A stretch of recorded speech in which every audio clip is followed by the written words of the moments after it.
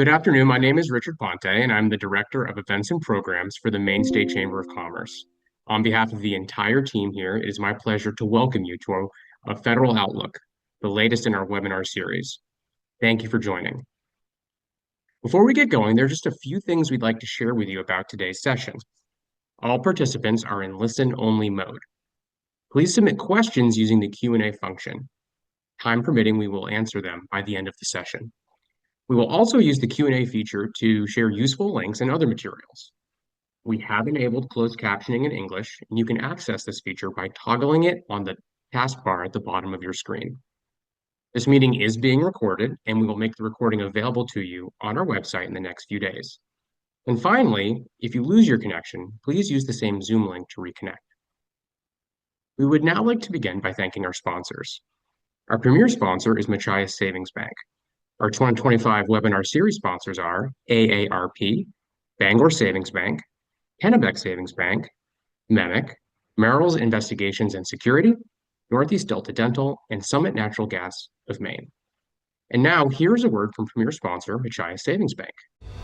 Machias Savings Bank, the bank of yes, the bank for thinkers, dreamers, and doers, constantly moving Maine forward. Machias is committed to finding new ways every day to say yes to the individuals, businesses, and communities of Maine who never take no as an answer to their dreams.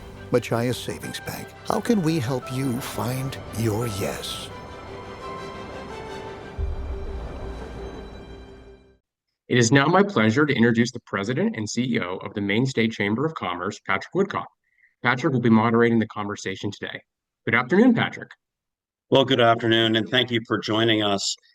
This may be one of the most consequential sessions of Congress and action in DC that we've seen in a generation. We're so pleased to have the experts who are at the forefront watching these issues, monitoring them for the business community. But moreover, we're so pleased to have the senior member of Maine's congressional delegation, Senator Susan Collins. Now, there are people who are busy in Congress, and then there's Senator Collins. She really is at the forefront of one of the most consequential decisions, from budget appropriations, a continuing resolution that is set to expire. And we so appreciate Senator Collins giving some insights of what the business community should be preparing for. It has been an action-packed start of 2025. For introduction, Senator Collins is one of the most senior members of the U.S. Senate now, a longtime member since 2009 of the Senate Appropriations Committee, and just recently took on the chairmanship of that committee. Now, Senator, just to begin, for those who don't understand the dynamics, the inner workings of Congress, could you give a little insight into what is different from your role? You've been a member of the Appropriations Committee for over a decade. What's really different with your new role and what it means for Maine? Well, first, Patrick, let me thank you for inviting me to join you and your members who are listening or participating today. I very much appreciate the opportunity to answer your questions and to offer some thoughts. As you pointed out, I have been on the Appropriations Committee for quite a few years now, but it does make a difference to be the chairman of the committee.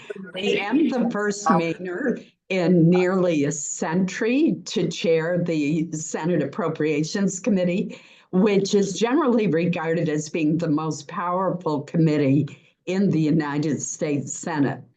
We do not have jurisdiction over Social Security or Medicare or Medicaid, the entitlement programs, but we have jurisdiction over the discretionary part of the budget.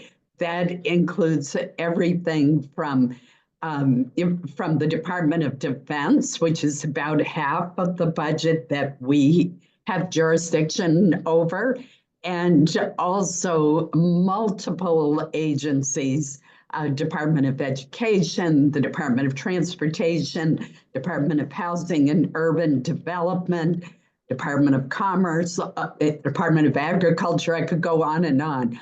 All of those are under our jurisdiction. As chairman, I will, in consultation with the vice chair and with the other members of the committee, set the agenda for the committee and work very hard to report to the full Senate the 12 funding bills for various agencies that must be considered. Unfortunately, last year, those bills were reported by committee, but the Democratic leader did not bring them to the Senate floor, and that's why we're in the terrible crunch that we're in right now. I hope that we'll be able to avoid that situation with the fiscal year 26 budget once the administration submits it to us and we can start analyzing, reviewing, getting testimony, and changing it to reflect our priorities. It is quite a moment to be taking over the chairmanship of the Senate Appropriations Committee. Obviously, we're watching action from the Trump administration on reductions in funding, reductions in staff. You know, when you look at this moment, there is so much effective federal spending, yet it is an enormous bureaucracy. You know, when you're assessing where are the opportunities for collaboration with the administration while also protecting key research? You've been a long time supporter Alzheimer's research, you know, making sure that really we are targeted in these cuts. That's a great question. And if you think about it in the business world, if one business takes over another business, they obviously take the time to carefully scrutinize and analyze the number of personnel, the operations of the business, and they're very likely to make changes. So the Trump administration is doing that kind of analysis, but I believe that they should vest more authority in the actual head of those agencies and do a more surgical, careful approach rather than, for example, saying that anyone who's in probationary status as a federal employee should not be retained in certain agencies. I think what they need to do is, yes, let's identify opportunities to cut waste, fraud, and abuse and set priorities, but let's do so in a careful way. We do have an enormous national debt. It exceeds the amount of the interest, just the interest we pay on the national debt exceeds the total defense budget. And that is not sustainable. So we do need to look to reduce federal spending and our national debt. But we need to do so in a way that's not harmful and that's careful. And unfortunately, some of the proposals the administration has come up with, I believe, have been harmful. You've mentioned one indirectly, and that is putting an arbitrary cap on grants from the National Institutes of Health. Those go to everything from the University of New England, Maine Medical Center Research Institute, our famous Jackson Laboratories, MDI Biological Laboratory, the University of Maine is also a major recipient. And they are doing such important research, life-saving research. If we just put this arbitrary cap on the amount of money that can be used for what they call indirect expenses, we're going to cause clinical trials to be halted. We're going to stop vital biomedical research, and we're going to cause job losses that should not occur. So I think that's a perfect example of where this one-size-fits-all approach of a 15% cap can cause real harm. Well, we appreciate that. We're certainly seeing Maine's research institutions rally behind your efforts. Now, this must be occurring in other states. Do you have support for your initiative with your colleagues? I, I do indeed. Just a couple of weeks ago, Condoleezza Rice, who is at Stanford, was here with the Stanford president. And we met with a group of senators that I helped bring together. And we talked about the impact of these cuts. And I was very pleased that we had a broad array of senators. In addition, I'm working very closely with the University of Maine. We're very fortunate that its president, Joan Perini-Mundy, is a former COO of the National Science Foundation. So she really understands federal grants and the indirect cost issue and how they work. I've also met twice with Jackson Lab. I've worked with a broad variety of people in Maine, University of New England's president, Dr. Cliff Rosen at Maine Medical Center. You name it, I've talked to them, but I am broadening that to build a coalition. And that, I think, will help us. The nominee for the National Institutes of Health, NIH, is coming before us on the Health Committee very soon. And you can be sure this is going to be the first question that I'm going to ask him and get a commitment from him. He's been a researcher himself for many, many years. So I think that he's a good choice for the job based on what I know thus far. And when I met with him in my office, he seemed to understand that this approach could truly be disastrous for biomedical research, an area where the United States has excelled. Now, are there some wasteful grants out there? Undoubtedly, and we shouldn't fund them at all. But to limit the indirect costs, which may be everything from the people who maintain the laboratory equipment or do the accounting for the grants, we've got to be really careful about the implications of that. It's really incredible in preparing for this webinar how many time-sensitive issues are before Congress and the federal government. One that is hours away really is potential implementation of a tariff regime on Mexico and Canada. I've spoken with some business leaders that have said, short of prohibiting lobstering and cutting down trees for the federal government, this could be one of the most detrimental actions for a cross-the-board import tariff from Canada specifically. What's the latest? And what's your assessment of long-term partnerships between Canada and the United States? Well, first of all, I am adamantly opposed to the tariffs with Canada. I think you can make a case for putting a tariff on China, but Canada is our friend and ally. And having grown up in northern Maine, the border is so integrated. Canada and the United States economies are so linked. And particularly for a state like Maine. You brought up lobstering. We have lobsters that are caught in Maine and processed in Canada. So if you put a duty on them coming back into Maine, that is really damaging to the lobster industry.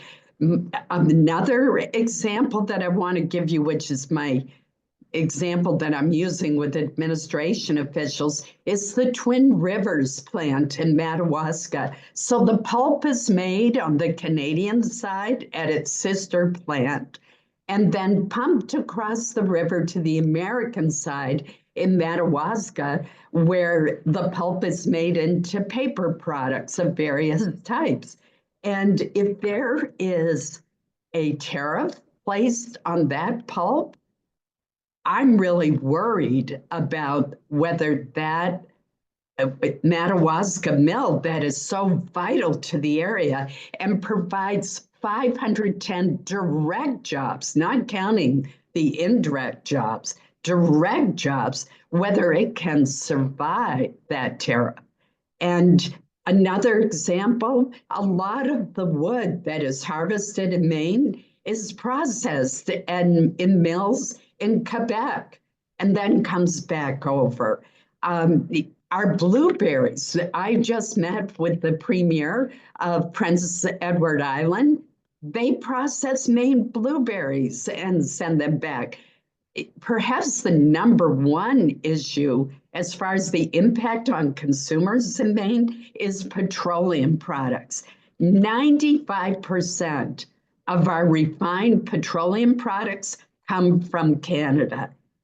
The Bangor International Airport is completely dependent on Canadian petroleum products. And our Air National Guard base in Bangor is 100% dependent on Canadian jet fuel, diesel, and heating oil. So think about it. If you put a 10% tariff, which is what the president's been talking about for petroleum products, on the petroleum products that are used by that Air National Guard base, which is so critical to refueling, who's going to end up paying that? The Department of Defense in the United States. And for other petroleum products, the people who are going to pay it are the people in Maine. And that is just such a mistake. And the majority of Mainers still use home heating oil to keep warm. We all use gas, or most of us use gasoline to power our vehicles. And that, again, is from Canada. So it's going to cause the cost of gasoline to go up, the last thing we need. So I have spoken to the vice president, to the president's chief of staff, and I'm setting up a meeting with the Secretary of Commerce to acquaint him more with what this really means for the state of Maine. Well, those are poignant examples. A lot of our members look at Canada, as you articulated, as part of a business plan. Integrated supply chains, very exposed, as you noted, on our energy imports, heating oil. A lot of us are looking at one more tank of heating oil. It's been a cold winter. It really is a burden on our lowest income populations. And then looking at our electricity and natural gas, we are in a unique position.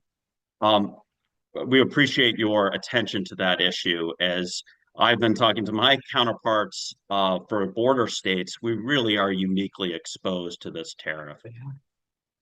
Turning to what may be one of the most significant bills arriving when the budget resolutions are resolved between the two bodies, there may be one of the most significant reconciliation bills, tax, budgetary investments. When you look at the budget reconciliation process and sort of the end game, what are your key priorities within that legislation, Senator? Well, first of all, I should point out that the bill passed by the Senate is very different from the House bill. The Senate was going to do a two-step process, and the first bill includes border security, which, by the way, we're making good progress on just by sending a different message. But we do need to beef up our border security of not only the southern border, but we're seeing crossings into Maine now that are illegal. It also has national defense money, which is really important as well, and has been one of my top priorities as first vice chair and now the chairman of the Appropriations Committee. That's, I talk to the combatant commanders and they tell me there's never been a more dangerous global environment since right before World War II. And if you look at our military, we've been underfunding it for some time. That's also an issue of jobs in our state. We punch above our weight in our contributions to our national security with Bath Iron Works, the Portsmouth Naval Shipyard, the DFAS Center, which is an accounting center in northern Maine, and of course the Air National Guard base that I mentioned, the Pratt Whitney plant in southern Maine. We really are an important player. And so there's funding for that as well. What the Senate bill does not have in it is the tax component. And that's what the House bill has.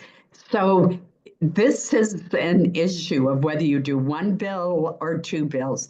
I will say this, I think it's imperative that we take a hard look at the 2017 tax bill, but that we extend much of it.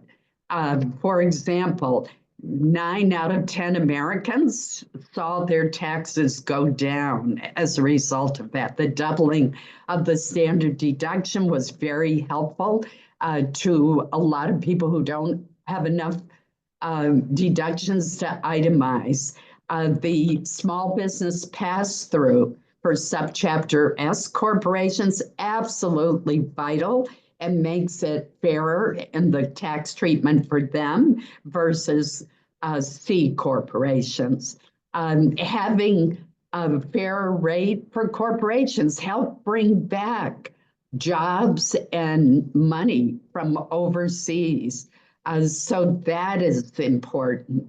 There are areas that I think we should take a hard look at, but there's a lot that is good in the 2017 tax bill, including the increase in the child tax credit.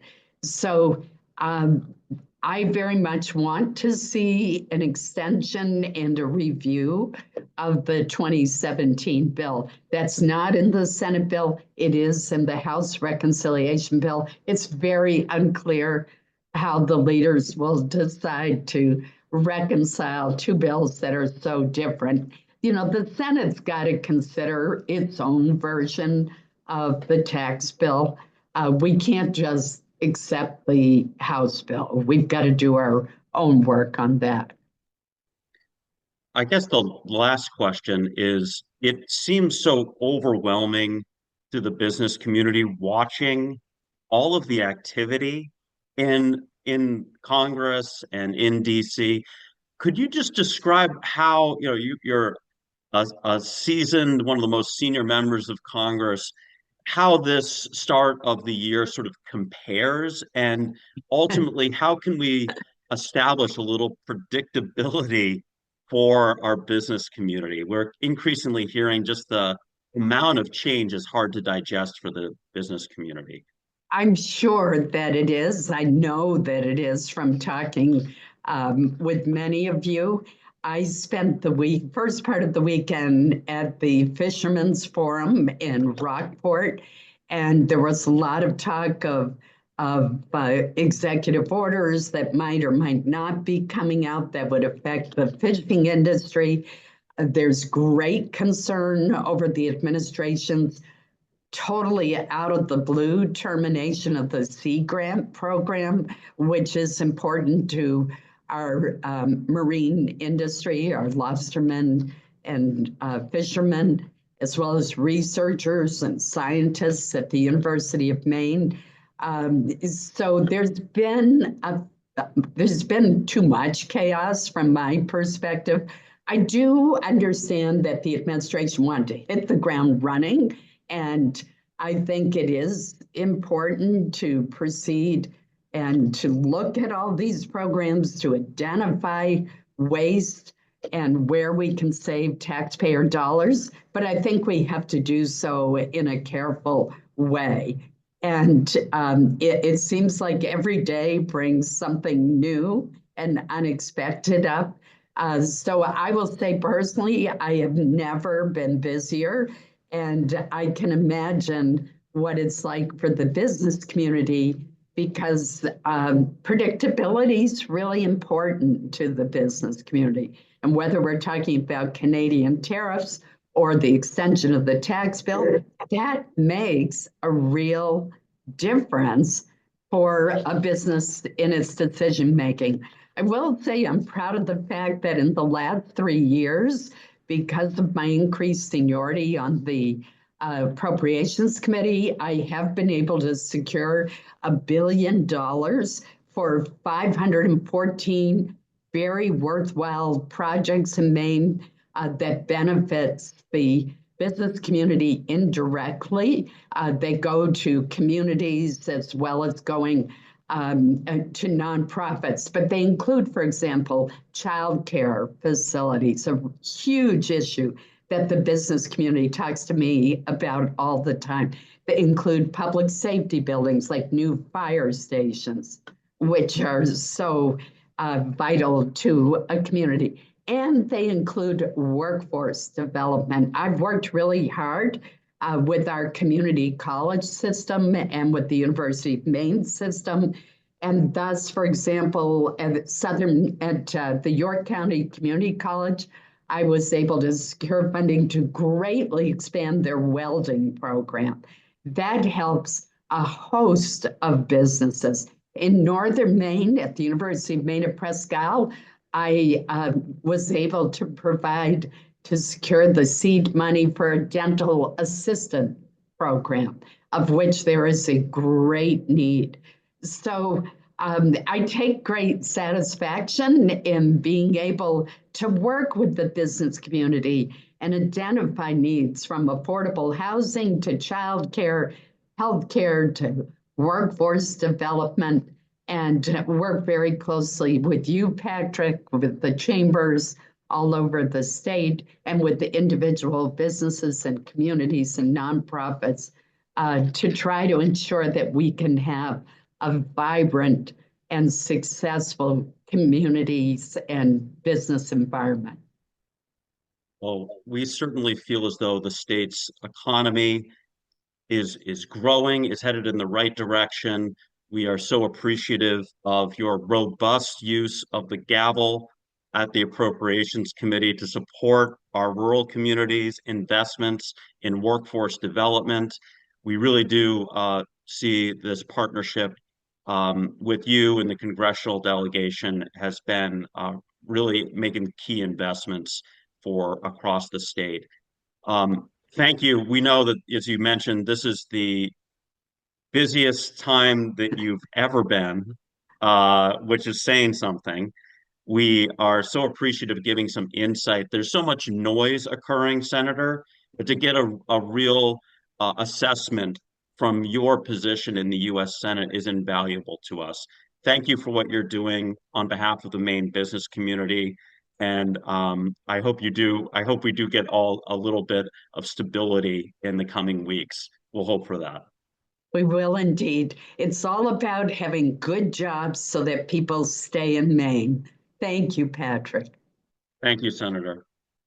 Now, with that, I did want to turn to some insights from some of our partners. I did want to begin with Alex Monié, who serves as the Senior Director of Tax Policy for the National Association of Manufacturers.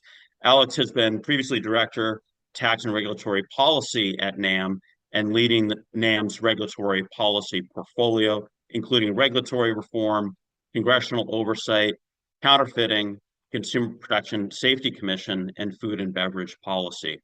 Alex previously spent time at Aiken Gump, as well as the Senate Finance and House Ways and Means Committee. I did want to turn, Alex, to you now. Maybe first, your assessment and kind of reactions to the senator's assessment, and then I'll turn for your kind of outlook on Congress's actions. Yeah, no, absolutely. Thank you, Patrick. Great to see everyone. Thanks for inviting me to spend some time with everyone today. Look, it's really hard to follow up a wonderful senator like Senator Collins. Love hearing her insights and everything going on up on Capitol Hill. And look, yes, it's been an extremely busy time, especially not just Congress beginning, but in the tax space broadly. It's been a busy time, but for a lot of folks who pay attention to tax policy on the Hill or going on in DC, we've kind of known where we were headed for a while now. We knew beginning in 2022, we started to see the Tax Cuts and Jobs Act provisions begin to expire. Many things that I'm sure folks care about on the call, such as, immediate R&D expensing, 100% bonus depreciation expensing, the 163J revision from the EBITDA to the EBIT. Those went into effect. And now at the end of this year, at 2025, many more significant policies are set to expire, including some of the things Senator Collins highlighted, such as the 199 pass-through deduction, which I'm sure many folks are, paying attention to on the call. To expand on the senator's comments, they began the reconciliation exercise this year, with the two different budget approaches. I will highlight that while the senator is correct that there was two different approaches, it's important to keep in mind that this is just the beginning of the process to kind of set the framework so that the committees can begin writing the pieces of legislation.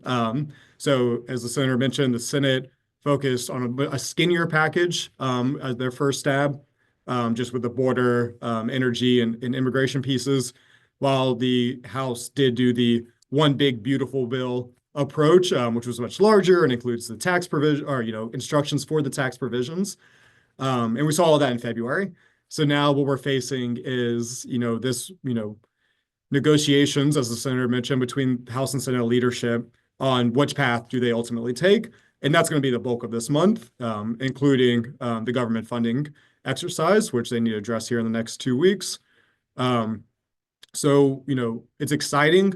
When we really get to this next phase, then Ways and Means and Senate Finance specifically will begin to write the tax pieces of the legislation, addressing not just those pieces that expired from the 2017 law, but a lot of the campaign promises that now President Trump mentioned all last year, whether that's tax on tips, on overtime, on some of the other ideas. How do they navigate those policies in this package? So that's what we're facing right now. So that's a very, very high overview. Patrick, to your question of what have they been up to these first 2 months? When you look at the 2017 legislation and the promises from the president, do you see what will really be the key additional measures that may be included in the ultimate reconciliation bill? What really are kind of top on the list? First, maybe from NAM's perspective for priorities, but also for Congress and the president. Yeah, no, it's a really good question. Look, the TCJA is a legacy item from Trump 1. And it's not something that, a lot of hardworking members of Congress want to see go away. They had never intended for those pieces that have expired to expire, and they certainly don't want to see, the other pieces of the legislation expire at the end of this year. From the NAM perspective, I think we've done a really good job of highlighting what the provisions are that lead to a pro-manufacturing economy. I'm going to try to drop this in the chat. I apologize if it doesn't work. But I can just cheat off my laptop a little bit. So this goes directly to our NAM tax page for 2025. If it didn't work, hopefully someone else can share it broadly. But we did spend a lot of time last year on two pieces. One, education. As everyone knows, 2017 is an eternity in DC time away. There's only 5 Republican members who are still on Ways and Means who were around in 2017. The staff was completely new. The committee staff is completely new. Obviously, the Senate has a little, bit of a longer tail for members being there, especially on Senate Finance. But it was a really, really, good time to educate staff on, why was TCJ so effective? Why did it lead to rocket fuel for the manufacturing industry? The years after 2017, before the pandemic, obviously, were the highest for job creation and wage growth in the manufacturing sector across the country. It had real tangible impacts, which we all saw on the call. Phase two of this was, okay, we said a lot of good things. What happens if Congress doesn't act? What happens if they get, weighed down by this, exercise and they're unable to preserve the provisions at the end of this year? So I hope folks can see the link. If you scroll down a little bit, we released a study that really focused on 9 provisions of the TCJA. So it's the 3 that have expired, R&D, 163J, and bonus. It's the 3 individuals. So think 199A, think the estate tax being cut in half, think the individual rates and brackets, reverting to their pre-TCJA levels, and then think the 3 international pieces, GILTI, BEAT, and FDII, that were all instituted by TCJA. All of those rates are set to become more unfavorable at the end of this year. And so what happened, and I should note that kind of 9.5/10 with an asterisk is the corporate rate, and assuming that the corporate rate stays at 21% and isn't used to pay for, fiddling with any other piece of the bill. Really direct impact nationally. If Congress doesn't act to preserve these provisions, it leads to almost 6 million jobs lost across all industries nationwide, $540 billion in lost wages, and over $1 trillion in lost GDP. For the manufacturing sector specifically, it's over 1 million jobs and over $284 billion in lost GDP. And then if you really dive into it for Maine specifically, because we have this broken down for every state, for every congressional district. So hint, hint, please use this in your advocacy. It leads to $25,000 jobs lost in Maine and over $4 billion in GDP. So, we really wanted to highlight, what TCJ meant for the manufacturing industry, so that members have a real tangible, data point and stories going into this year so that it leads to their ultimate success. Alex, the analysis is extremely effective. It seems as though, baseline is that Congress, there will be a lot of meetings, a lot of congressional hearings, a lot of markups, but ultimately it's hard to really envision that there wouldn't be the lion's share of the 2017 package moving forward. What do you think in reviewing the tax law and what it's done for manufacturing? Does NAM have suggestions for improvements? Any specific additional measures that you're seeking to include in the final legislation? Yeah, it's a good question. And it's something that Chairman Smith in the House Ways and Means Committee has spoken about a lot, of, if there is the luxury of improving TCJA, what are those focuses on? I think the international space leads itself to it a little bit. Obviously, I think, GILTI and FDII and BEAT are new provisions that, could use some adjustments. But really the most important part is permanency and consistency, just like the senator mentioned in her remarks. I'm sure every member on this call is frustrated playing guesswork with what the tax code looks like in 1 to 3 to 5 to 10 years. And budgetary gimmicks are unfortunately a part of this process. It's the reason you see the dials being turned and programs or policies shutting off or sunsetting over a 10-year window. But for the NAM's perspective, it will always be permanency and consistency. The $4.5 trillion that are part of the House instructions to Ways and Means won't get us there. It'll get us part of the way there. But we're really hoping to see an agreement between the Senate and the House on a broader number that makes TCJA provisions permanent, as well as addressing some of the campaign promises. So really our number one priority is fix what's broken and make it permanent. If there's any walking around money after that, we can have those talks. But, let's address what's already, turned off and we know is directly impacting manufacturers and businesses across the country. Now, 4.5 trillion, big number, want to go bigger. Maybe just reflect on for, the listeners, our members that see these numbers, concerns about the federal debt. Senator Collins spoke about the current deficits and the interest payments. How you reconcile this into a real pragmatic approach to addressing our deficits while also maintaining economic growth? You know, are the two mutually exclusive? Yeah, no, it's the exact conversation that, policymakers are having right now. Look, as you mentioned in your remarks, I was at Senate Finance during TCJA under Chairman Hatch. I remember the 1.5 trillion instructions being a blessing at a time.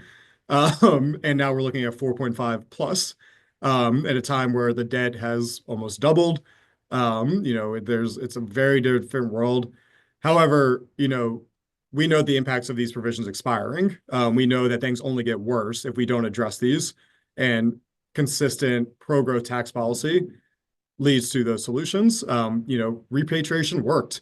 We've seen the inversions. We've seen the international changes. We know that lowering from 35% corporate to 21% wasn't a race to the bottom. It still put us in the dead center of the OECD developed countries. Before that, I don't know if people are aware, the 35% rate was the highest in the developed world and the third highest among all countries in the world. The US was an outlier before TCJA. And I think important part, Patrick, for the historical knowledge is that leading up to 2017, there was a broad bipartisan support for tax reform.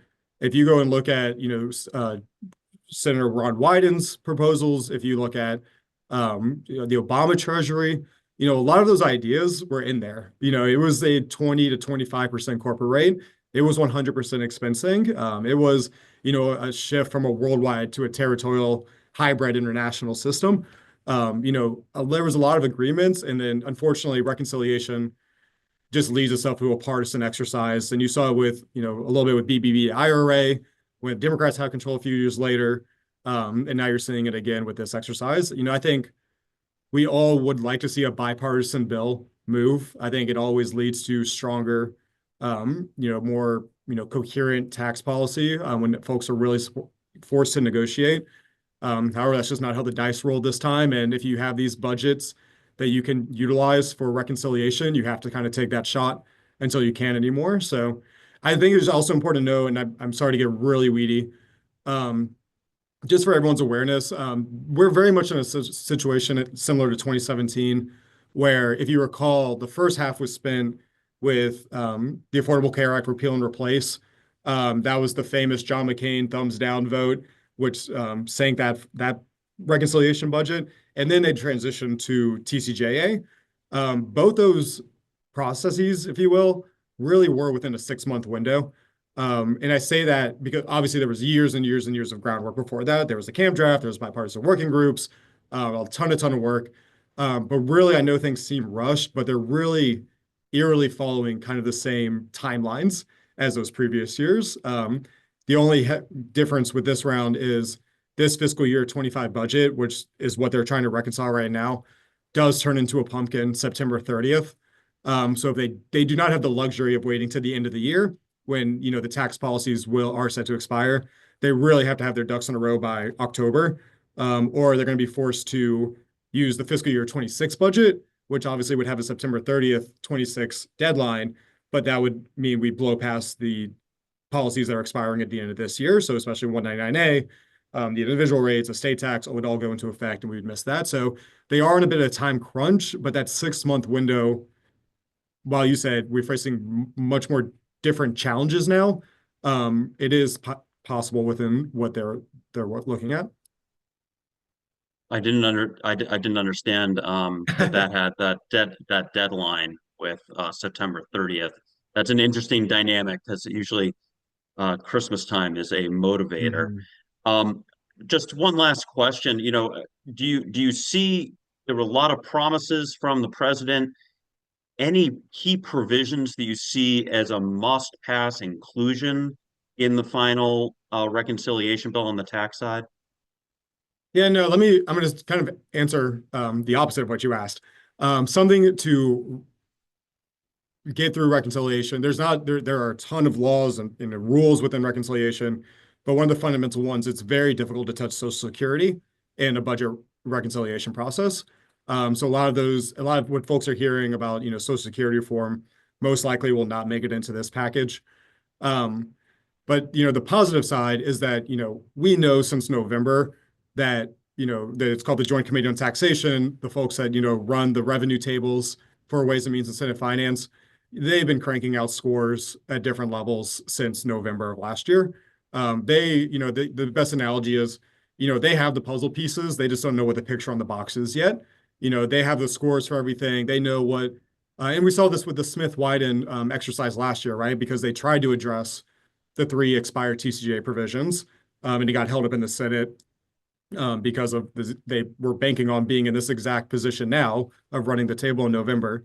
But no, I have no doubt that, they have, files and files and files of different scores that they're ready to start plugging and playing with the members. And we saw this, with the reporting, this weekend and earlier today from Politico that Chairman Smith is about to drag them into tax boot camp. I think they have 2 10-hour days scheduled to really run through the widgets and the dials and everything they need to be working with to fit in this framework. So it is frustrating because a lot of this will be done at the staff and member level over this month. But once we get to, past this budget process and we really get to the meat and potatoes of the legislative work and the markups, we'll really be, key players in the policy debate. And I hope that everyone on the call, reaches out to us and we can all be partners because, if we're all swimming in the same direction, we're just going to have more success at the end of the day. Well, thank you, Alex. This is one of the most consequential budget reconciliation processes that I can recall. Huge numbers, huge opportunity for the country, and appreciate your recognition of the creating some permanency or some stability. Really is unique to this Congress. I did want to turn now to some of the trade and tariff implications of what's been a very active 2025. Let me introduce John Murphy, who directs the U.S. Chamber's advocacy relating to international trade and investment policy. He's been with the Chamber since 1999 and it was involved in a number of congressional campaigns to win passage of trade agreements. He's regularly representing the Chamber before Congress. John, I just wanted to start maybe by reflections on Senator Collins. She indicated she had spoken to the president's chief of staff, the vice president, and had a pending call with the Commerce Secretary. This is active on trade with potential implementation of the Canadian and Mexican tariffs. First, what's the latest, and what's your expectation over the next 48 hours?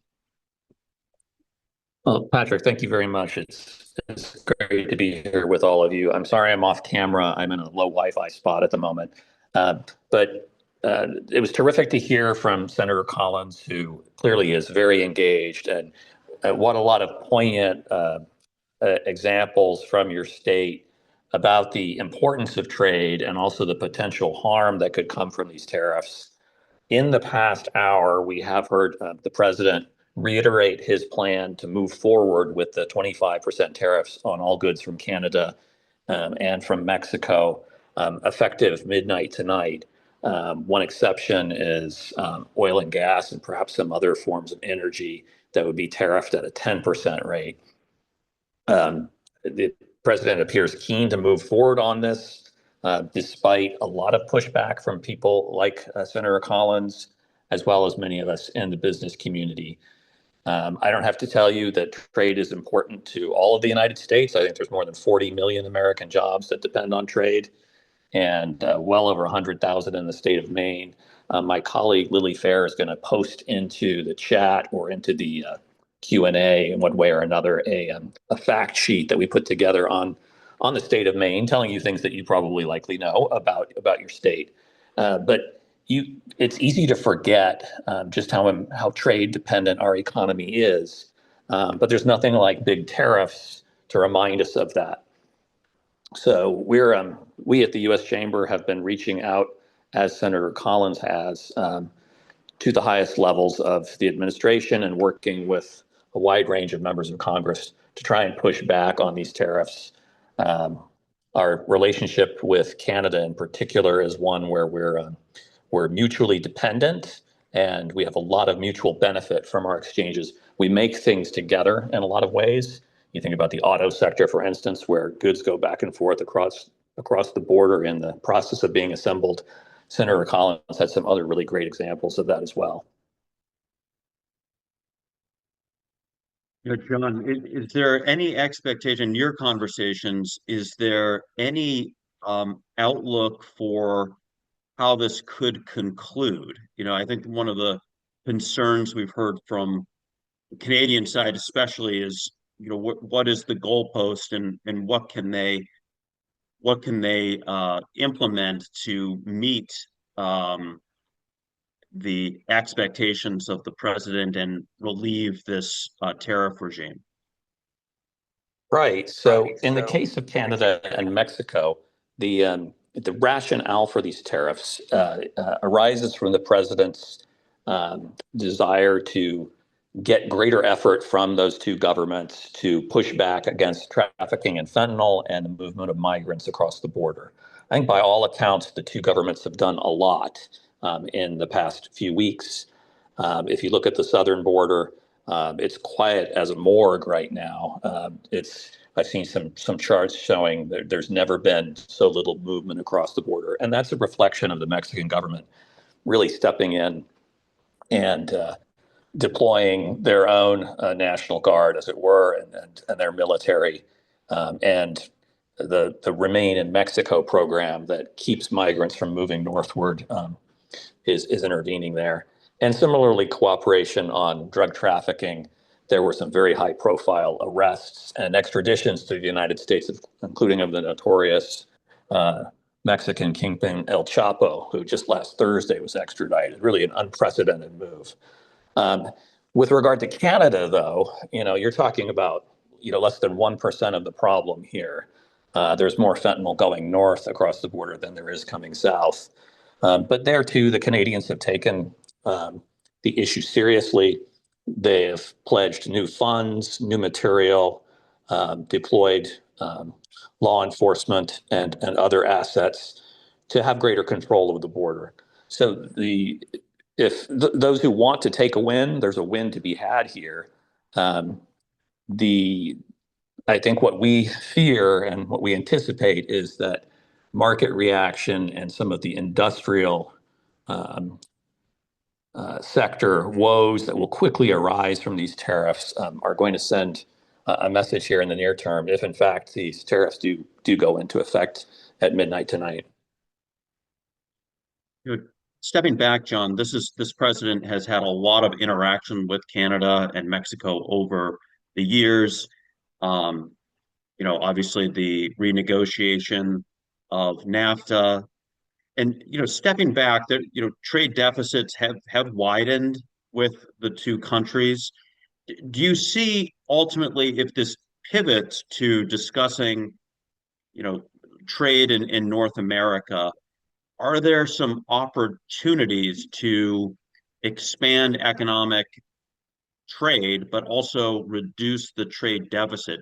Kind of thinking about the long-term implications of this on addressing U.S. deficits with both Mexico and Canada. Are there opportunities for resolving sort of the widening trade deficits within renegotiation? So that's a great question. The theme of reciprocity is one that the president brings up quite regularly in connection with our trade relationships, including with Canada and Mexico. But what we have in the USMCA, the renegotiated NAFTA, which came into force in the year 2000, is really a relationship that's incredibly reciprocal. It's zero tariff. Virtually every product goes back and forth across our border at zero tariff. There are some exceptions, in the United States. Sugar is an exception. We have measures like the Jones Act, which block foreign competition in coastwise shipping, for example. Canada also has some like that, for instance, in the dairy sector. But really, 99% of goods, it's perfectly reciprocal. Now, the trade deficit is another issue. Trade deficits, however, don't arise from trade barriers. A country like the United States that is spending more than it saves is always going to have a trade deficit, and that's what we have. And this savings that we have, we're really talking about the fiscal deficit. The federal government is spending more than it takes in a dramatic way. 6% of GDP is the size of the fiscal deficit. So, and that's how the economics of it works. It's not because of trade barriers. And if you look at our trade relationship with Canada, if we weren't importing tens of billions of dollars of discounted oil that we couldn't get so cheap from anywhere else, then we would not have a deficit. And many other manufactured goods and so on, we actually have a surplus with Canada. And there's always, nuance to be had with Mexico as well in those relationships where, when we import if a car is assembled in Canada, 50% of the content is actually coming from the United States, and similarly with Mexico. So if you get into the facts, there's really a great story to tell of mutual prosperity. Does that narrative overcome, there certainly has been a heavy use of tariffs, looking at trying to use tariff policy to address deficits. Is there a way that it can be used with more of a refined deployment that would reduce some of the economic harm and allow U.S. Businesses to do more investment in domestically?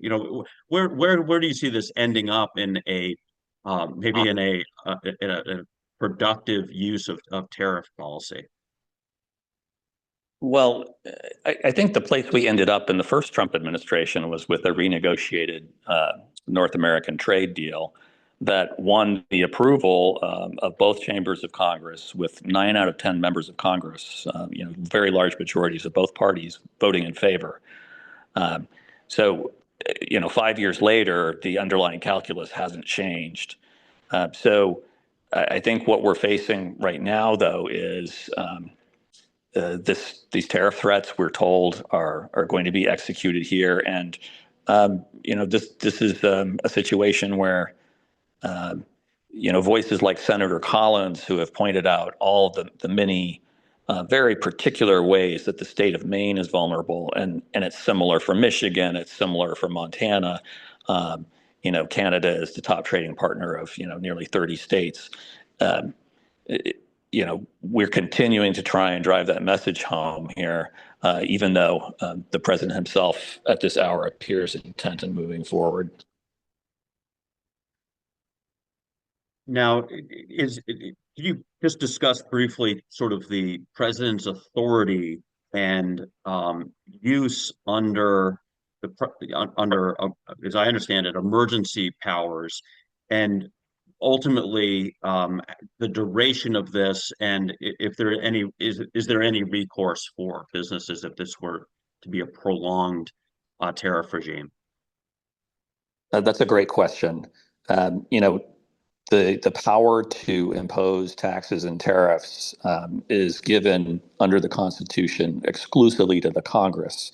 However, Congress has passed a number of laws delegating some of that authority to the executive branch. I think everybody's familiar with the tariffs that have been imposed on goods from China using an authority called Section 301 of the 1974 Trade Act. President Trump in his first term imposed those tariffs. President Biden actually added to them a bit about a year ago. So that's an authority where after an investigation, there's a determination that imports are burdening U.S. commerce, or we're seeing discrimination and unfair treatment of U.S. commerce. So that's been litigated, and that litigation was unsuccessful. So it's a strong authority. Now, what we're seeing in the case of Canada and Mexico is not the use of that authority, which doesn't seem to hold in this case. Instead, it's a law called IEEPA, the International Emergency Economic Powers Act, which is from 1977. It's been used to impose sanctions on other countries on scores of occasions. You think of Venezuela or North Korea or Iran, but the word tariff doesn't appear in the statute. So for the president to use that statute, which is exactly what his executive order says he intends to do at midnight tonight. It would be novel, a novel experience, and we do think that there would be litigation because, as I said, the statute doesn't mention tariffs. It's never been used to impose tariffs. So this is, in some ways, it feels like we're at the end of this tariff story here with tariffs apparently being imposed tonight. But in other ways, it may be just the beginning. Well, John, we are disappointed by the news development during the call, but so timely to have your insights during it. So appreciative of you and Alex, as well as Senator Collins, for giving us a real pulse on what has been a very active federal policy landscape in 2025. I do want to thank again our panelists, but moreover, our participants today for their partnership in bringing Maine businesses' voice to federal policy. And finally, thank you to Machias Savings Bank and our sponsors for making this possible. With that, I want to conclude our webinar. And again, thank you for joining us today on the Maine State Chamber's webinar on Federal Policy Outlook. Thank you.